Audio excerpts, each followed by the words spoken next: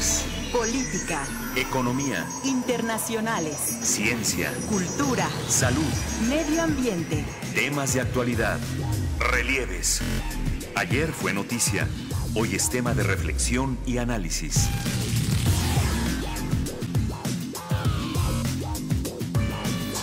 Relieves.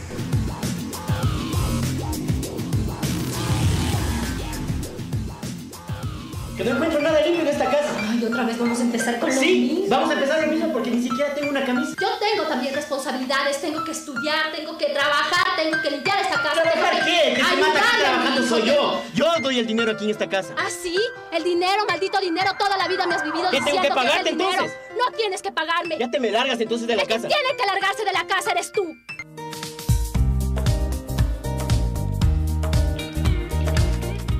Escenas como las que acabamos de escuchar que difunde la organización Buen Consejo son el pan de cada día en los hogares de las familias latinoamericanas, y en México no son la excepción. A la fecha el hombre sigue cumpliendo con los roles de aportar los ingresos familiares, mientras que la mujer, en la mayoría de los casos, es la responsable no solamente de la crianza de los hijos, también de las labores domésticas, incluso en el cuidado de los ancianos y enfermos. La mujer sigue teniendo la mayor carga de trabajo en el hogar. Cuestiones culturales, tradiciones en comunidades y la posición dominante del hombre son factores que a lo largo de los años han estigmatizado los roles familiares, donde el hombre poco o nada se involucra en las labores domésticas y en la responsabilidad del cuidado y educación de los niños. Estas acciones son vistas con naturalidad y normalidad en la mayoría de los países del mundo. A lo anterior, hay que sumar el castigo social que se centra más en la mujer. Si se embaraza y no hay matrimonio de por medio, el alejamiento de los padres hacia los hijos, la responsabilidad y señalamientos caen más en la mujer que en el hombre. Incluso desde el punto de vista de la legislación, los hombres son considerados como proveedores económicos y la maternidad es considerada asunto de mujeres por el simple hecho de que en 90% de los divorcios, las mujeres son quienes se quedan con el cuidado de los hijos menores. Esto de acuerdo con el Instituto Nacional de Estadística y Geografía. En la actualidad, colectivos de hombres y mujeres se han dado a la tarea de investigar y analizar los nuevos roles de la paternidad, una paternidad con equidad de género, en el que el hombre se involucre y participe más en las labores domésticas, en el cuidado y educación de los hijos. Al nacer, al dormir, al comer, en el hogar, al cuidar tu salud, al jugar, al aprender. Siempre estoy para ti. Soy tu papá.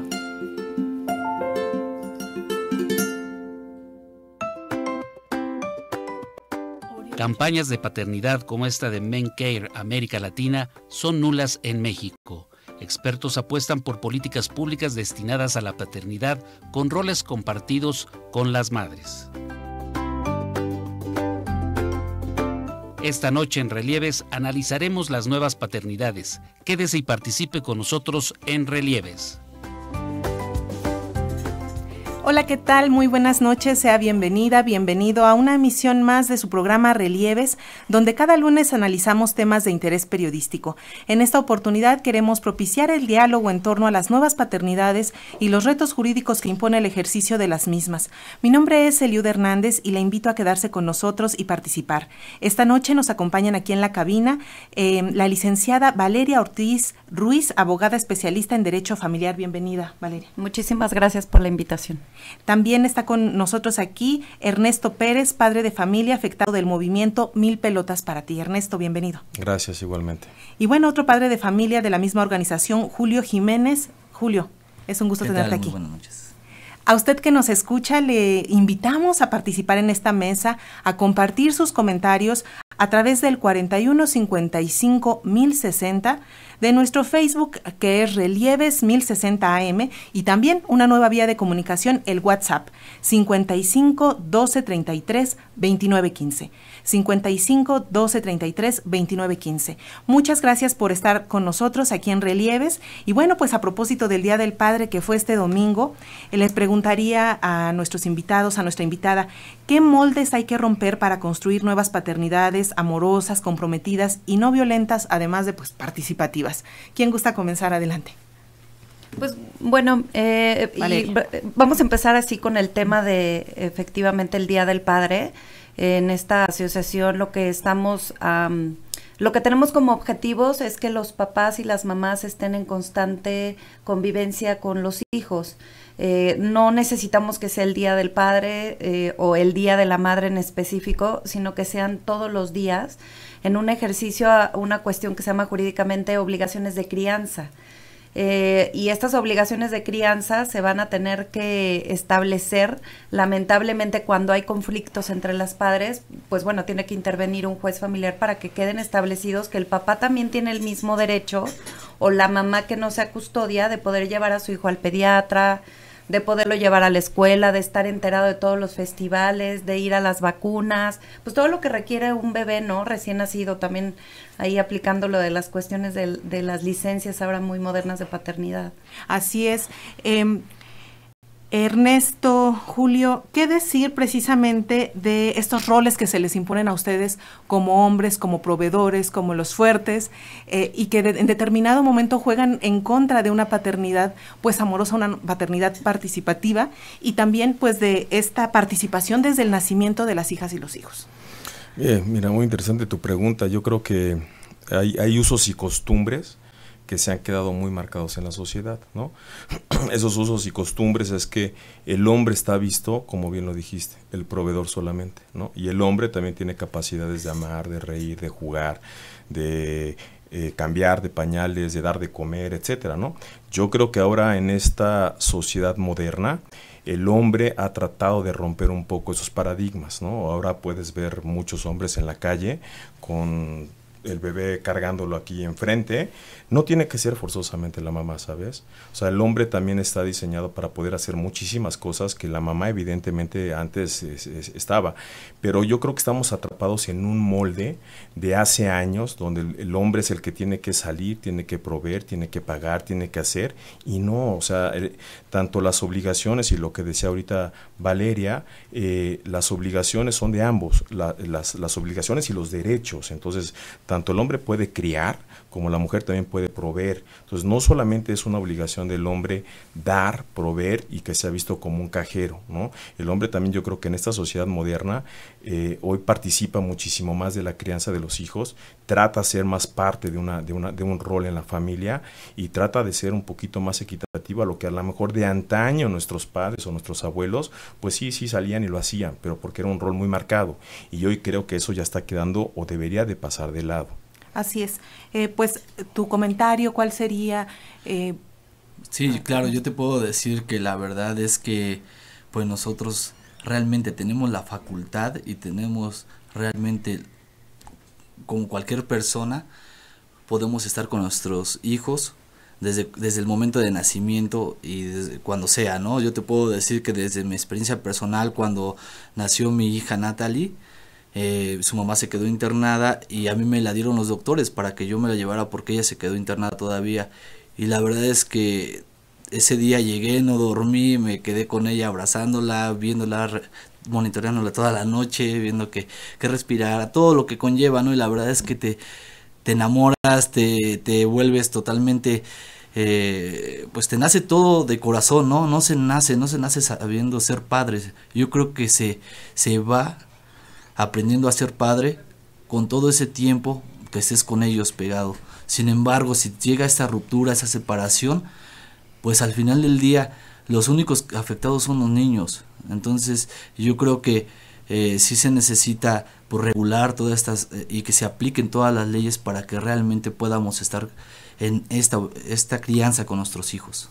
Abogada, hablando específicamente de estas brechas, estábamos revisando precisamente que aquí en México, pues la licencia de paternidad es únicamente de 5 días, en contraste con otros países del mundo, donde se da oportunidad de que los papás participen activamente en estos primeros días de vida de sus hijos. Entonces, ¿qué opinión le merece pues estos 5 días que son un éxito para los padres que los tramitan y que además se comprometen con hacer todo lo que se necesita en sus trabajos para que les otorguen esa licencia, pero que al final pues es muy poquito tiempo para comprometerse y estar ahí de lleno en el cuidado inicial? Sí, claro. Mira, en Europa hay paternidades, licencias de 6 meses. Aquí 5 días con la reforma laboral. Pues sí estamos muy contentos de 5 días, más 2 de sábado y domingo, son 7 días, pero la verdad en la vida práctica, yo como madre de 3 hijos con cesárea te puedo decir que en 7 días no estás recuperada completamente y que sí necesitas el apoyo al 100% de tu pareja, del papá de tu hijo, donde empiezan a crear vínculos de amor importantes y pues que después de los 7 días te dejan en estado de indefensión, te dejan solo, o bien hay una enfermera o hay una nana o está tu mamá, pero ¿quién mejor que ejerza ese derecho de crianza que el papá, que estar contratando a terceras personas? Entonces, pues sí quisieron dar 5 días del hospital, pero yo creo que se necesita mucho más para poder seguir creando esos vínculos. Y la verdad es que desde el nacimiento de los pequeños empiezan a haber grandes dificultades entre las parejas, porque son momentos muy difíciles, muy difíciles, toda la atención que requiere un bebé. Entonces, pues sí, considero que esa reforma laboral, pues sí la aplaudimos 5 días, pero sí creo que tendría que haber sido muchísimo más días para lazos afectivos entre el pequeño, para el soporte a la pareja y pues bueno, para que el papá se empiece a involucrar, como lo dijo mi compañero Julio. Bueno, pues no se nace sabiendo ser papá, ¿no? Así es. Nosotros les presentamos aquí como integrantes de esta organización 1000 Pelotas para Ti, y ustedes ya nos han pues llevado un poquito por el camino que es la ruptura, ¿no? Y la ruptura pues sabemos que es una madeja, porque no podemos tratarla como laboratorio social de que la mamá y el papá se separan y el cuento está resuelto, sino que se va enredando, sobre todo también pues por la ley, por la falta de comprensión y pues en muchos de los casos vemos que las brechas salariales, por ejemplo, pues afectan a las mujeres, pero en los juicios, por ejemplo, pues tienen ellas también una cierta ventaja porque pues se les asigna a ellas más que nada el cuidado. Entonces, platíquenos un poco cuál ha sido la motivación para que ustedes conformen este movimiento 1000 Pelotas para Ti y de qué se trata. Bueno, mira, el movimiento nace de la necesidad de ser de repente escuchados, porque como te lo decíamos al inicio, en un tema de equidad o de igualdad de justicia, resulta que no lo es todo, ¿no? Así como lo acabas de decir perfectamente, en la brecha salarial o en la parte de trabajo, pues la mujer también pretende y desea llegar a ciertas posiciones, escalar ciertas posiciones y es un derecho que tiene, ¿no? De igual manera la parte del hombre, lo que siempre pide, y yo creo que a estas épocas, como lo decíamos, también quiere participar un poco más de la parte de la familia. Entonces, cuando tú entras, por desgracia, a un juicio, no forzosamente eres juzgado con una equidad de género. Eres, de hecho, me parece que la ley incluso hasta lo dice, es preferentemente la custodia estará al lado de la mamá, ¿no? Entonces, de entrada ahí ya no hay equidad de género, ¿no? De entrada ahí ya eres juzgado y eres enjuiciado con una desventaja. Y te puedo decir que quizá del 100% de los casos, el 90% la custodia, aunque sea temporal durante la vigencia del juicio, pero ese 90% o más es en ipso facto a la mamá, ¿no? Y luego te toca a ti entonces demostrar si eres una persona generadora de violencia, que normalmente es la que te van a acusar, y hay varios tipos de violencia física, económica, emocional, sexual, etcétera. Entonces te atacan por todos lados, ¿no? Y entonces resulta que pareciera que ser hombre en un proceso de separación, es una desventaja muy fuerte para el hombre como tal, ¿no? Entonces, ¿qué nos hemos enfrentado? Pues nos hemos enfrentado a esto. ¿Cómo nace Mil Pelotas? Te puedo decir que a lo mejor la mayoría de los integrantes sí somos hombres, pero esto no es un tema de género, ¿no? Al final de cuentas también hay mujeres que lo padecen. Hoy hablando un poco, por ser el Día del Padre, pues te puedo decir que a lo mejor de 10 casos que entran a un juicio, normalmente el hombre es el que va en desventaja, por lo que ya te he comentado, ¿no? Entonces el movimiento nace más por una necesidad de ser escuchados, y porque realmente lo que estamos buscando es que se cumplan los derechos y las obligaciones que tenemos como padres, como seres humanos, pero sobre todo muchísimo más que se cuide el bienestar y el interés superior del menor, que en muchos casos, en la mayoría de ellos, son violentados, ¿no? Y son violentados incluso a veces hasta por el mismo proceso, ¿no?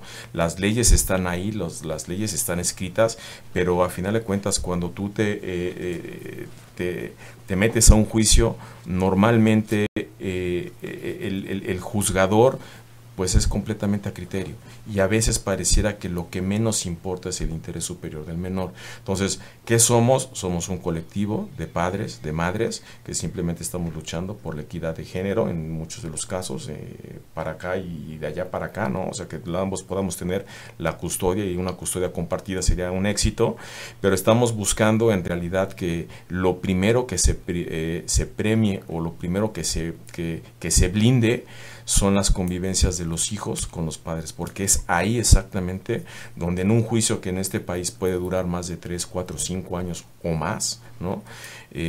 Lo primero que se violenta son los derechos del infante, y entonces tú pierdes contacto con tu hijo por tiempo, ¿no? Y entonces el día que el juez te dice disculpe, no era generador de violencia, o discúlpeme, puede ver a su hijo, pues ya llevas una desventaja, pues porque no lo viste, ¿no? Y porque entonces ahora tú tienes que, aparte de eso, pues entrar con un niño o con un bebé que pues te dejó de ver, ¿no? Y que luego pues ellos no tienen la culpa, y entonces luego le dice, oye, saluda a tu papá, pues si no te conoce, ¿no? Le rompiste el vínculo, se lo rompiste tu mamá o tu papá o el propio sistema. Entonces luego el niño queda atrapado, que es lo que hemos dicho, ¿no? En esta problemática, lo primero que queremos salvar son los derechos de los infantes, ¿no? Y que los niños sean básicamente blindados en sus convivencias con ambos padres. De ahí nace Mil Pelotas. ¿Quieres agregar algo? Sí, pues básicamente que Mil Pelotas nació por este grupo de papás que realmente pues nos preocupamos y queremos buscar soluciones para vincular y tener ese contacto directo con nuestros hijos, porque pues realmente hemos buscado ya soluciones ante los tribunales, ante abogados, ante cualquier de las instancias. Sin embargo, pues no hemos encontrado a veces ese camino, ¿no? Parece ser que pues nos truncan el camino, y lo único que queremos nosotros es volver a ver a nuestros hijos, volver a tener esa revinculación. La verdad es que muchas veces cuesta más trabajo volver a tener esa revinculación hasta que un divorcio, ¿no? Un divorcio que las partes se ponen en un par de horas de acuerdo, y al otro día ya te llegó el citatorio o lo que sea, y pues ya empieza el proceso, ¿no? Pero ese seguimiento, ese proceso que hoy en día es realmente, es entrar a un túnel oscuro donde realmente desconoces, porque muchos de nosotros pues, no somos abogados, desconocemos las leyes, y sin embargo pues realmente empiezas a entrar en un túnel donde lo primero que se violenta es a los niños. ¿Por qué? Porque pareciera que le dan la herramienta, o en este caso a quien se le da la custodia, es como una herramienta, una moneda de cambio, ¿no? Para poder estar negociando. La verdad es que Mil Pelotas está buscando soluciones. Tenemos trabajando en 3 ejes: el eje legislativo, el tecnológico y está el de medios. Muy bien. Abogada, las formas de violencia en el proceso, ¿cuáles son para las y los menores? Bueno, lo comentaba Ernesto, hay diferentes tipos de violencia. Hay violencia psicológica, física, económica, sexual y patrimonial. Entonces, todas estas violencias pueden ser que vivieron esta violencia dentro del matrimonio, concubinato, unión, y después de divorciarse, pues se siguen generando. Si hablamos en particular de las que se siguen generando ya en los procesos judiciales, puedo yo hablar de las mismas porque se siguen violentando psicológicamente a las partes. He tenido juicios donde llegan a agredirse físicamente pese a que allá hay determinaciones o mandatos judiciales de no acercarse a determinados metros. Económicas, porque el hombre o la mujer empieza a manipular económicamente porque también igual está desesperado de que la parte contraria no le deja ver a su pequeño o a su pequeña, y patrimonial porque empiezan a poder dilapidar los bienes, venderlos, ocultarlos, pues con fines de estrategias judiciales. Entonces, tanto durante las uniones, matrimonios viven esas violencias, pero también durante los procesos se pueden dar. Así es. Decías en un principio, Ernesto, que esto se puede extender por años, o sea, no es algo que dure unos meses o que se pueda solucionar ipso facto. Entonces, ¿qué pasa con el papel de los jueces, de las personas encargadas de impartir justicia? ¿Están realmente preparados para darse cuenta de este tipo de violencias y entonces empezar a actuar en consecuencia? Híjole, yo te podría decir tristemente no.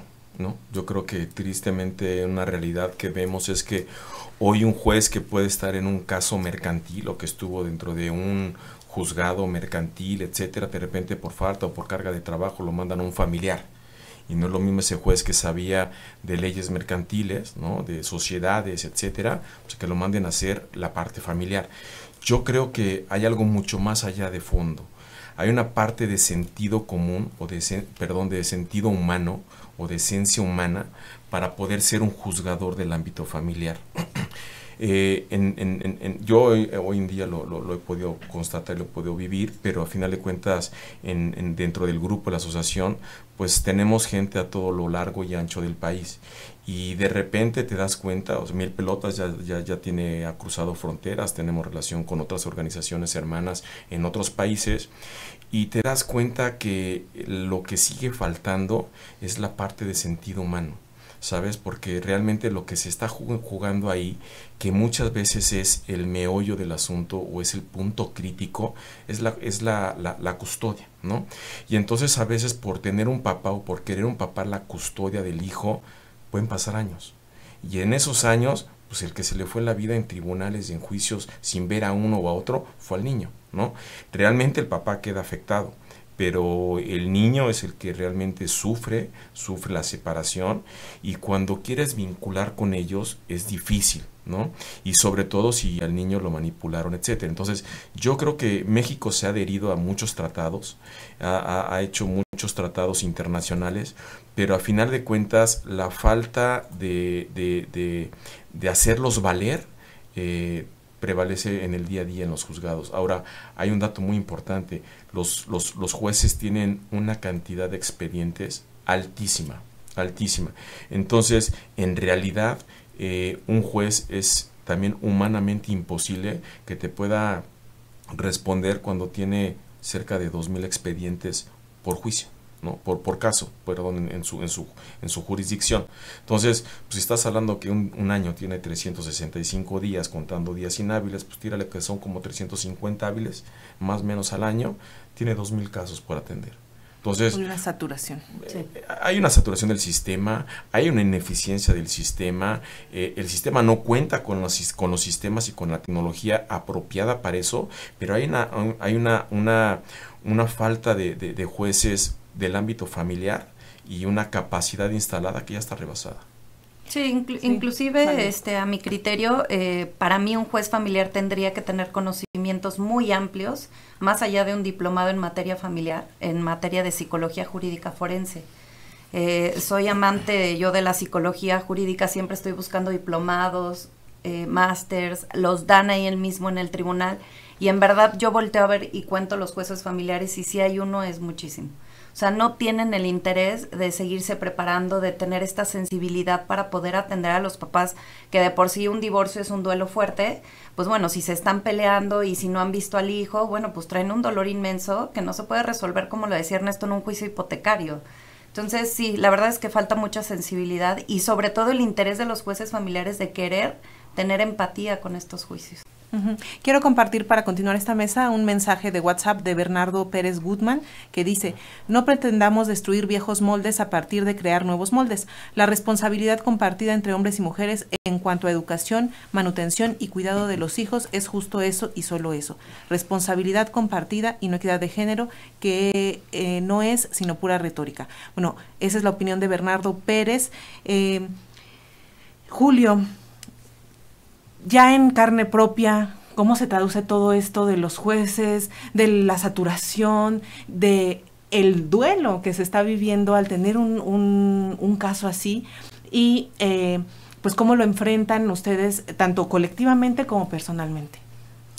Bueno, yo te puedo decir que realmente es un viacrucis, o sea, pasas por un proceso de inicio de duelo, sin embargo, pues no se tiene conciencia, y a mí sí me gustaría tomar este punto para que la gente realmente hiciera conciencia de los que están pensando tomar esa decisión, en que realmente no se necesita tener forzosamente la custodia de un niño para poder a lo mejor llevar a cabo una crianza, ¿no? Yo creo que aquí es más de las partes, de ponerse de acuerdo entre las partes y tener esa conciencia de que los dos, y desde que tomas la decisión de tener un hijo o los hijos que quieras tener, uno tiene la responsabilidad y tienes esa sensibilidad de poder criarlo hasta su mayoría de edad o hasta la muerte, ¿no? Sin embargo, yo creo que aquí hace falta esa conciencia, porque muchas veces cuando ya llegas a los juzgados, pues realmente ya no encuentras esas soluciones y mucho menos la información, ¿no? O sea, como decía la licenciada Valeria, si no te acercas realmente a un especialista que sea en el ámbito familiar y te acercas a un abogado o te recomendaron a alguien que es penalista, mercantil o de cualquier otro ámbito, pues realmente ellos pueden enfocarse a otro rubro, ¿no? Y te malaconsejan. Sin embargo, yo recomendaría que realmente cuando se tome este tipo de decisión para irse por lo legal, pues realmente busquen a un abogado que sea especialista en lo familiar, porque si no se desvirtúa todo y lo primero que apartan es los niños, y pues realmente es donde ya se está violentando el interés superior de los niños, niñas y adolescentes. Valeria, un poco para orientar y para saber quienes no hemos pasado por un proceso así, ¿cuál sería el deber ser de un juicio así, digamos el ABC para quienes nos escuchan, y para que precisamente cuando haya un desvío de ese camino que debe seguirse, que si bien es largo y tortuoso en sí, los padres y las madres de familia que están en ello se den cuenta? ¿Cuál sería como la recomendación general? Mira, yo les aconsejaría, como lo dice Julio, que piensen bien si quieren someter la vida familiar en una decisión de un juez, porque la vida de esa familia, que si bien es cierto ya no van a estar juntos, siempre van a ser los padres del niño, la niña o los niños. Hay instancias de mediación gratuita en los tribunales donde pueden ir a dirimir sus controversias. Hay mediadores certificados donde pueden acudir los dos junto con las solicitudes o requerimientos para ver si pueden llegar a tratar de tener un convenio. Eso lo hablo de la manera idónea, la manera ideal para que no llegaran a pisar en un juzgado familiar. Ahora, si ya de veras, después de muchas pláticas, no pueden conciliar y su decisión última es tener que contratar un abogado, o bien pues les llega la demanda y pues ya no tienen de otra, yo siempre les aconsejo que el primer paso sea ir de la mano de su abogado más de un psicólogo. Para mí sí es muy importante en materia familiar una terapia psicológica, porque la toma de decisiones en el transcurso del proceso son sumamente importantes. Uno puede llegar, como parte actora o demandada, ambas partes pueden llegar a un convenio hasta antes de dictarse la sentencia. Las emociones es una montaña rusa que pasas tú por un proceso judicial. Entonces al principio va a haber mucho enojo, pero después puede llegar la calma, y donde si existe un mediador o si los dos están tomando terapia puede llegar a una conciliación buena. Lamentablemente en los juzgados familiares no tenemos gente preparada, a mi consideración, que les llaman que son mediadores o que son conciliadores, pero quieren conciliar en 10 minutos los problemas que llevan a lo mejor 10 años y que no están preparados tampoco en el ámbito psicológico. Entonces, bueno, pues de entrada yo sí les diría que vayan a tomar terapia, que si están involucrados los pequeños, que puedan ellos también tomar terapias. Y pues bueno, lo que tienen que hacer es la gente que no tenga recursos, el tribunal hay un área en específico que tiene de abogados de oficio que te pueden ayudar. Nada más que, bueno, pues como lo comentábamos aquí, el presupuesto es bajo, no tienen mucho personal y pues la verdad es que hay que estar yendo de la mano de esos abogados para ayudar y que tu proceso sea efectivo.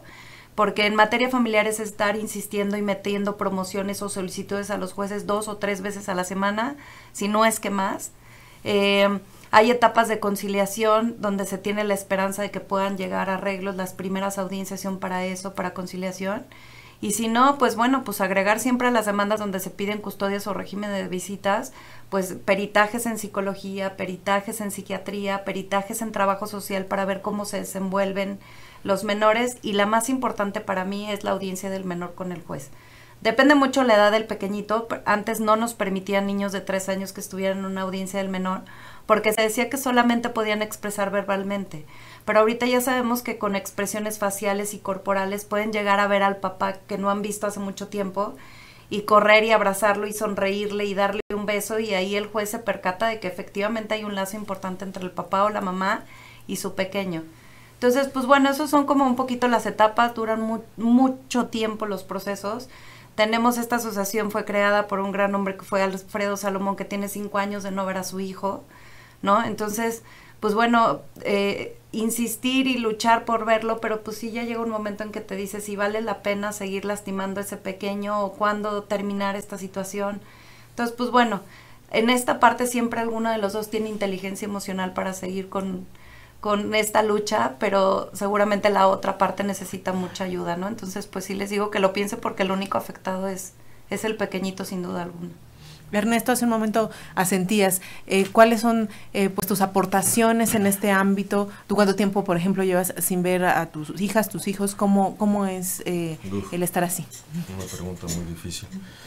Mira, yo llevo en un juicio 3 años, ¿no? Pude ver a mi hija apenas hace un par de meses, ¿no? Exactamente por lo mismo que comentaba Lidia. Dentro del proceso ha sido un desgaste, ha sido una montaña rusa de emociones, etcétera. Busqué se dio la oportunidad de una ventana con la mamá, ¿no? Traté de colarme por ahí, evidentemente por el interés de mi hija. Y bueno, ahora estamos en un proceso un poco de mediar, pero como dice Valeria, los mediadores no son la parte, debería ser la parte fina del proceso, pero no tienen esa capacidad, ¿no? Quieren hacerlo en 2 sesiones, 3 sesiones, lo que evidentemente en 3 años en juicios, y luego muchas veces alentado los juicios más por un odio a veces de algunos de los abogados de la parte, ¿no? Mira, le vamos a hacer, vamos por esto, vamos por el otro. Entonces lo más que hacen es que agudizan muchísimo más todavía el proceso. Entonces yo estoy ahora en una fase donde quizá tengamos una salida previa a una sentencia, ¿no? En esa fase me encuentro ahora, pero muchas veces tan desgastante y a veces ves una luz y a veces no, y a veces lo único que quieres es decir, mira, puedo seguir, puedo continuar este proceso porque es un dolor inmenso de este lado, pero de repente ves a tus hijos y lo que menos quiero es que les sigas dañando, pero necesitas encontrar ese eco en la otra persona, porque si no lo hay, por más que tú lo tengas y por más que tengas la voluntad y por más que vayas con un mediador y haga la mitad de la chamba, porque la otra que la haces tú, ¿no? La tienes que empujar a la otra persona a saber que pues, no eres su enemigo, que sigues siendo el papá del hijo o la mamá y que vas a hacer eternamente esa parte, pero tienes que encontrar esas pequeñas ventanas para que se puedan dar. Pero si por otro lado no existe esa empatía, es difícil, ¿sabes? Y entonces hay juicios que se pueden ir 7 años, ¿no? Y 7 años cuando volteas a ver a tu hijo y he escuchado cosas horribles de gente que está con nosotros en la asociación, donde los hijos te pueden decir, oye, pues tú no eres mi papá, ¿no? O tú no eres mi mamá. Yo creo que eso para cualquier persona es un golpe brutal a su psique, ¿no? También como papá terminas desgastado económicamente, pero desgastado emocionalmente, ¿no?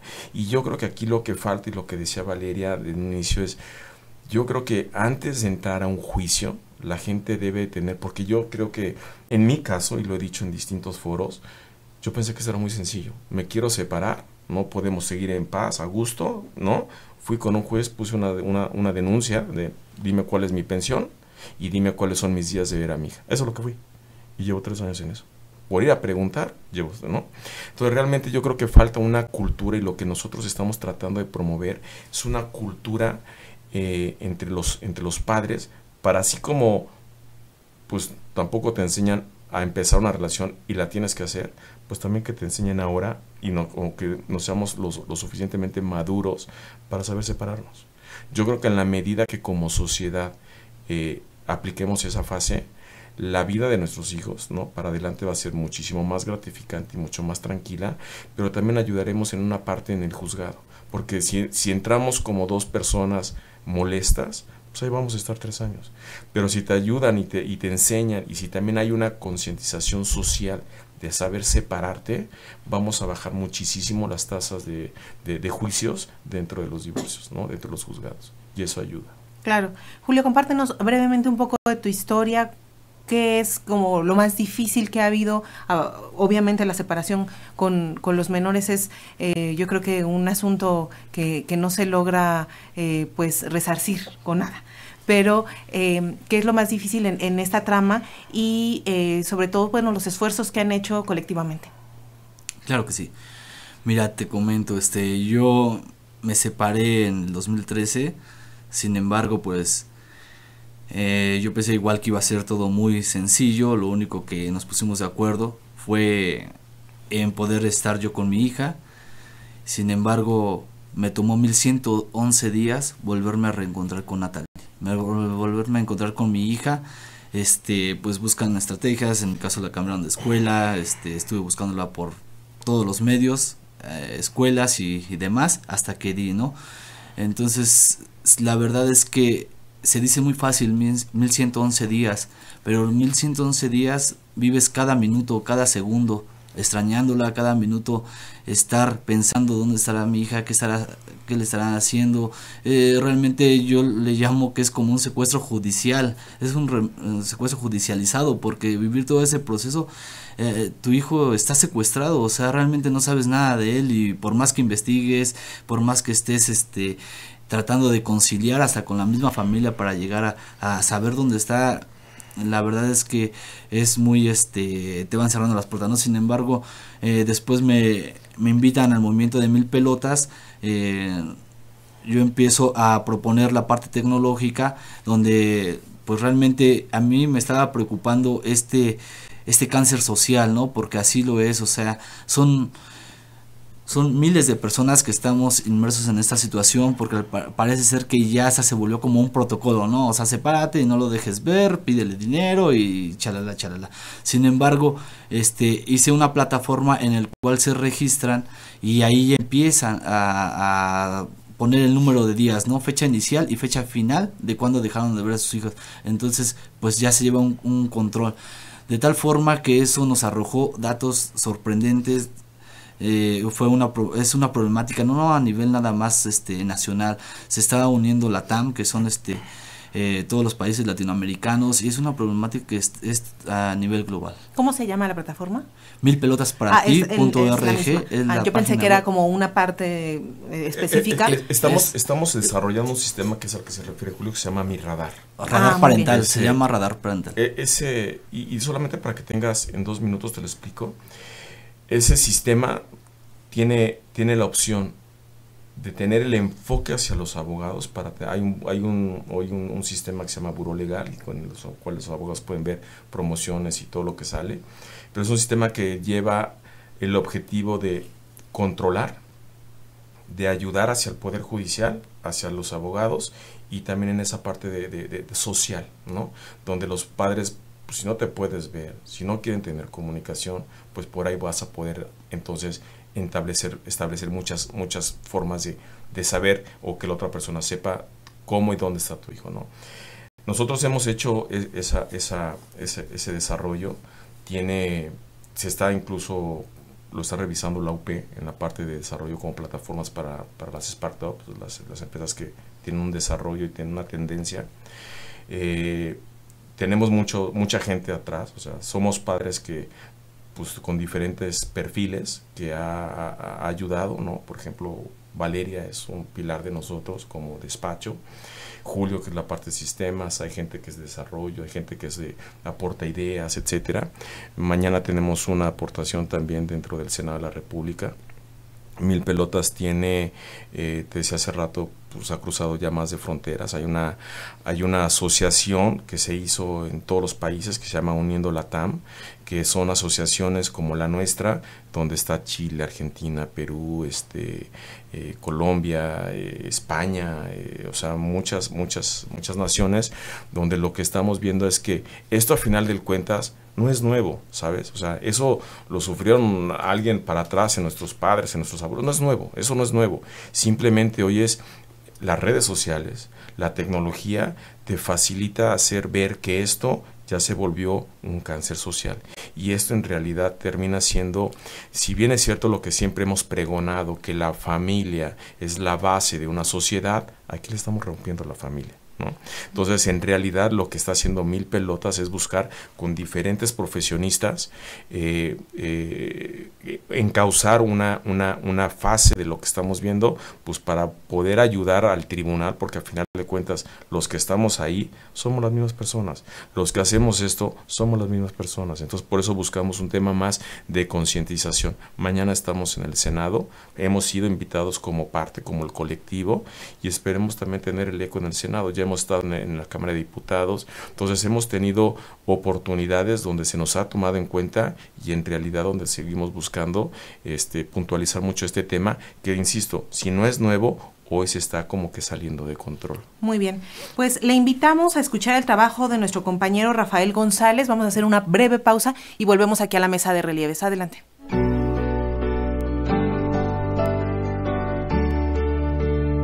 En México, el tema de las nuevas paternidades es desconocido. Hay poca información sobre el tema, no existen políticas públicas al respecto, y entre la sociedad mexicana continúan muy arraigados los roles que tienen los padres en el seno familiar. En un sondeo realizado a hombres y mujeres por el equipo de Relieves, se pudo constatar que es muy natural que la madre tenga el mayor peso en las labores de crianza de las niñas y los niños, así como en las tareas domésticas.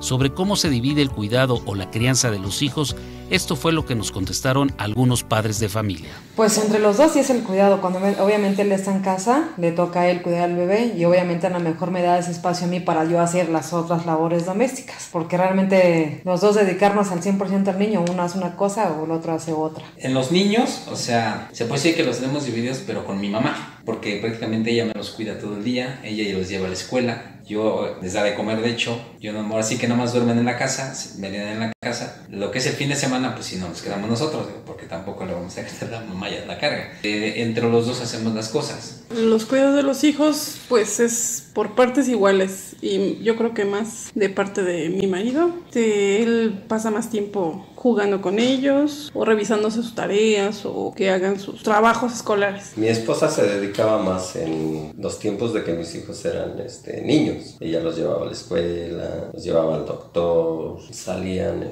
al mercado, los iba a recoger al kinder. Pues yo siempre me he dedicado a mantener la casa. Bueno, pues en las labores de cuidar a los niños, por las mañanas yo la llevo a la escuela, en las tardes él es el que la recoge, en la noche es la hora de cenar juntos, de estar juntos. En cuanto a la tarea, pues yo soy la que me encargo de hacer la tarea con la niña y pues atenderla la mayor parte del tiempo. El cuidado de los niños es complicado, de hecho sí es bastante complicado. Ella tiene el mayor peso, pues, porque está el 70% con los niños, al contrario que yo trabajo, doy clases, y nada más prácticamente los viernes un ratito, y los sábados y domingos son cuando los veo todo el tiempo.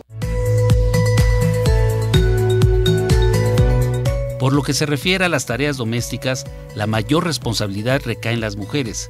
Escuchemos la respuesta de nuestros entrevistados. Siento que como mujer ama de casa sí somos más inclinadas al hogar, o sea que hay que lavar, que hay que planchar, que hay que ver la comida lista, que le hace falta al bebé, mientras el hombre a lo mejor cumple con lo económico en los gastos de casa, a estar al 100% haciendo labores domésticas que a lo mejor sí me competen más a mí que a él. En las labores del hogar, pues tanto como división no podría ser. Yo pienso que la labor de la mujer, como lavar trastes, hacer la comida, es más pesada que estar jugando con los niños. Entonces yo pensaría que es más labor para la mujer que solamente jugar. Y ahorita pues ya nada más se dedica pues que a hacer de comer, lavar y eso. Pero ya básicamente pues en la tarde, en la noche pues le echo la mano que si hay que barrer o sacar los trastes y eso. En cuanto a si hay equidad de género o no en las labores domésticas, creo que en mi caso no es muy equitativo, ya que la mayor parte de las responsabilidades de las labores domésticas las realizo yo, aunque muy de vez en cuando cuento con el apoyo de mi pareja. Dentro de lo que es la casa, se trata de complementar con todos, como un equipo. Los niños siempre su labor principal es: tú tienes tu cama, tú lavas los platos, tú barres y recoges tus juguetes. El hombre es quien trabaja y en él recae la obligación de llevar dinero a la casa, mientras que en la mujer las tareas en el cuidado de los niños y los trabajos diarios en el hogar son su responsabilidad. Regresamos al estudio con nuestros invitados y compañeros a su programa Relieves.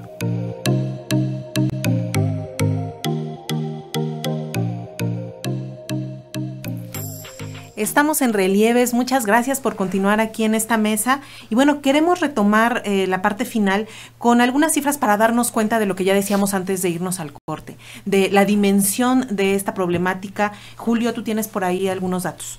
Sí, claro que sí. Mira, actualmente pues representa 2.800 expedientes por cada uno de los juzgados y lo que da 117,000 al año. O sea, estas tendencias están creciendo.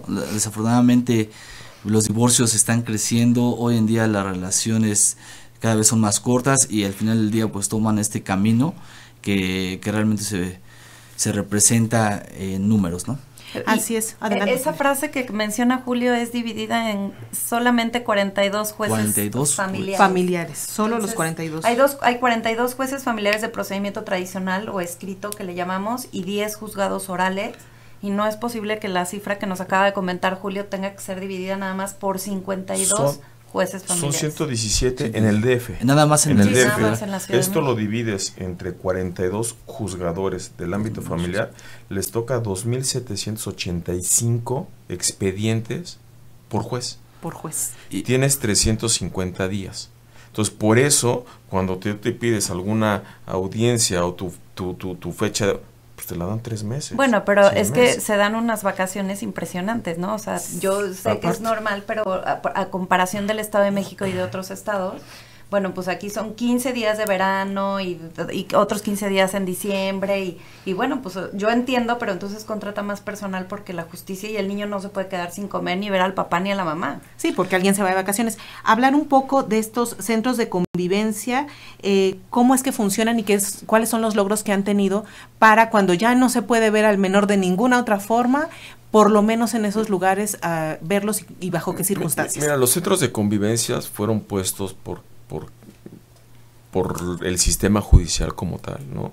Donde, pues evidentemente, cuando hay una denuncia de violencia, esos centros de convivencia técnicamente están preparados con personal calificado, psicólogos, etcétera, y hasta con vigilancia, con guardias, precisamente para que ahí pueda técnicamente darse una convivencia sana.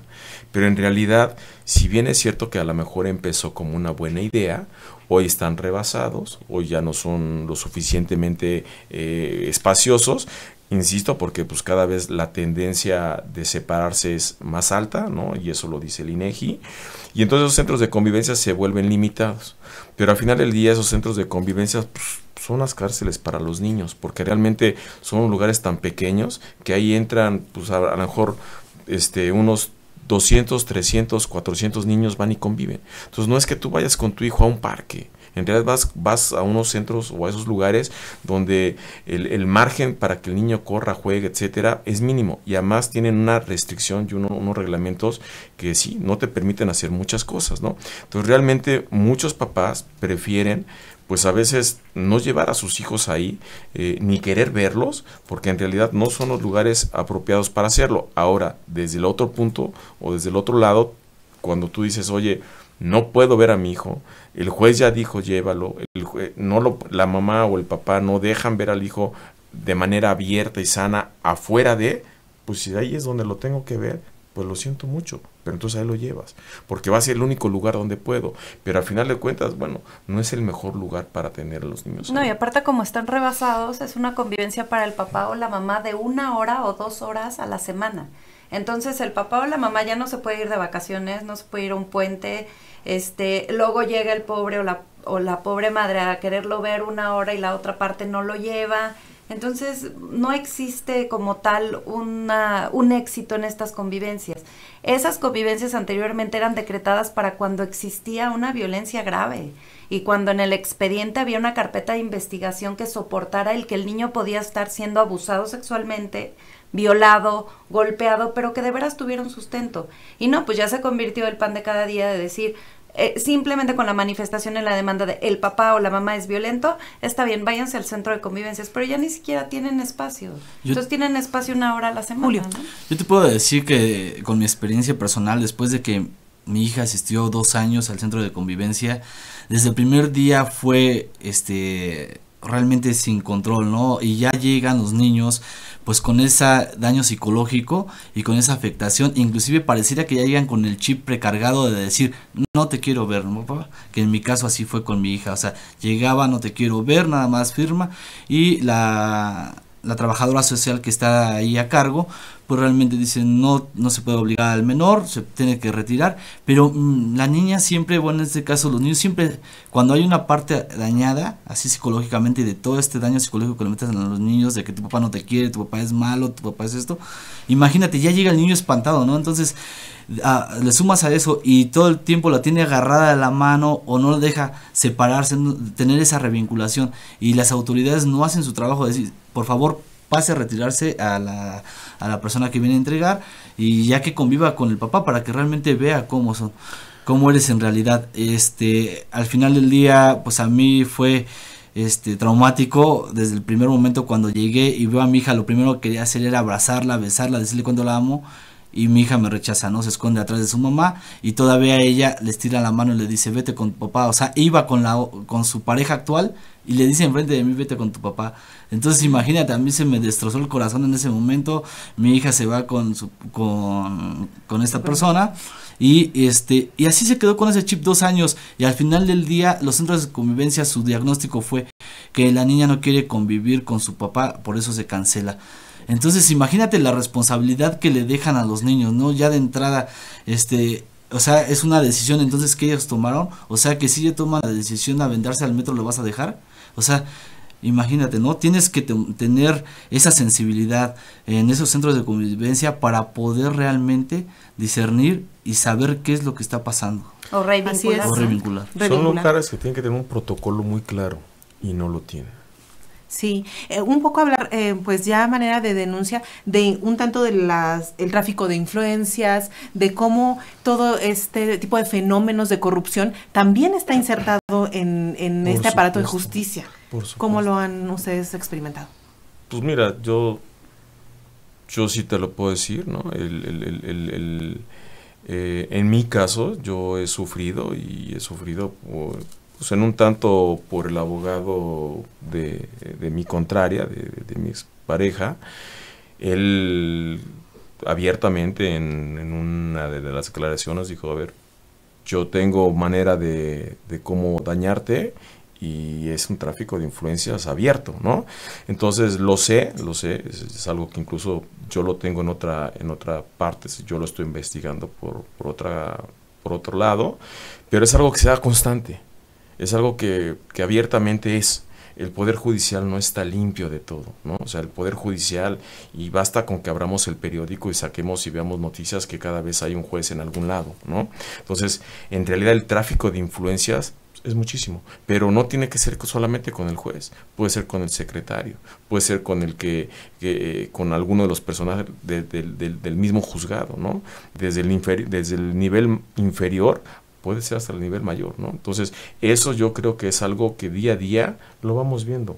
De entrada, nosotros tenemos un recurso que se llama queja administrativa en contra de los jueces y del personal que está ahí, y pues te encuentras, cuando tú metes una queja administrativa, de repente vas a revisarla y te encuentras que la parte contraria sale con el juez muy platicando desde una instancia que tú crees como abogado que es quien te va a ayudar a solucionar ese tipo de corrupción. Es un ejemplo, en un juicio metes una promoción y en 6 meses no te contestan, ¿no? Entonces, pues es un aparato, son 42 jueces, es muy pequeño, están con la línea del Consejo de la Judicatura, y pues de repente no te queda más que irte a una instancia penal a denunciar en contra de servidores públicos.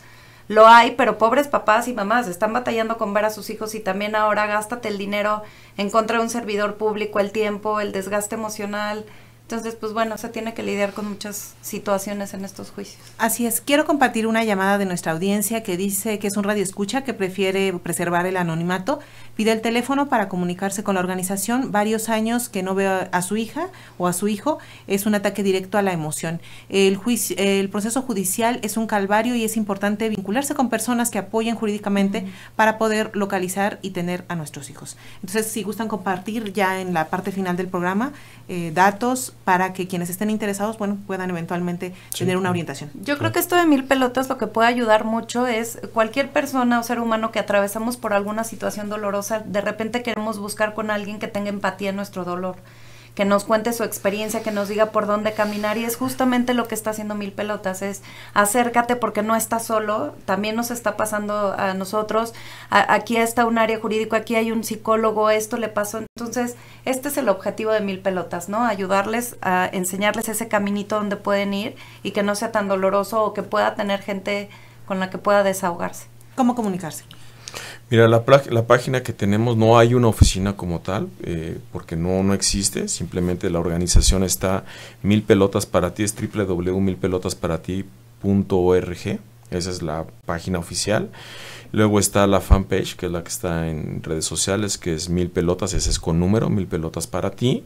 Y ahí, en realidad, cuando tú quieres incorporarte, lo único que haces es que mandas una solicitud, te va a pedir el número de expediente, los días que tienes sin ver a tu hijo, cuándo iniciaste el expediente y a la fecha del día de hoy, cuántos días, es lo que te pide. Te aprobamos de este lado, y lo único que buscamos es que siempre es manejarse con respeto, ¿no? Hacia todos los integrantes, y la realidad es que, insistimos, es un grupo de ayuda, es un grupo que tiene el objetivo de erradicar que es un cáncer social que hoy está muy visible. Entonces, realmente es una página para ayudarte, porque lo que estamos buscando es que los que vienen atrás de nosotros, que no forzosamente tienen que ser más chicos, ¿no? O personas de menor edad, pero sí estamos tratando de solucionar que mañana nuestros hijos o nuestros sobrinos o nuestros primos o lo que sea, simplemente no pasen esto. Así es. Pues cerrar rápidamente con algún comentario acerca de no dejar perder el interés superior de las niñas y de los niños dentro de toda esta maraña. Rapidísimo. Ok, yo realmente nada más quería cerrar con esta parte, que es muy importante que se registren, porque esos números realmente son los que nosotros estamos mostrando en esta parte de medios, y sobre todo a las autoridades, porque lo que no se mide no se puede realmente controlar. Y si nosotros mostramos a las autoridades, como hoy en día tenemos en esta gráfica de pastel, que el 38.5% pertenece únicamente a la Ciudad de México y no se le da seguimiento a los casos, por eso es muy importante que se registren. Muy bien, Valeria. Bueno, pues yo nada más un llamado a los papás y a las mamás que piensen muy bien si van a judicializar su proceso, porque el único dañado, los dañados van a ser los tres, mamá, papá, hijo, pero el más dañado va a ser el pequeño. Entonces, pues ayúdense psicológicamente antes de tomar decisiones en juzgados. Pues agradecemos a la licenciada Valeria Ortiz Ruiz, abogada de lo familiar, a Ernesto Pérez, padre de familia, y a Julio Jiménez, coordinador en tecnología del movimiento 1000 pelotas para ti. A los tres, muchas gracias por estar en Relieves. Al contrario, gracias por abrir los micrófonos a esta causa.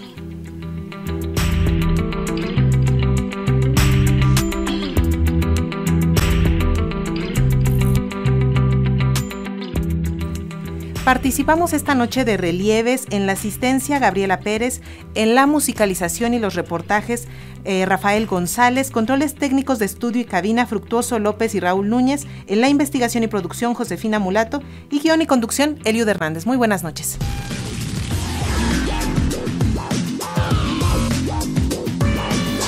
Relieves.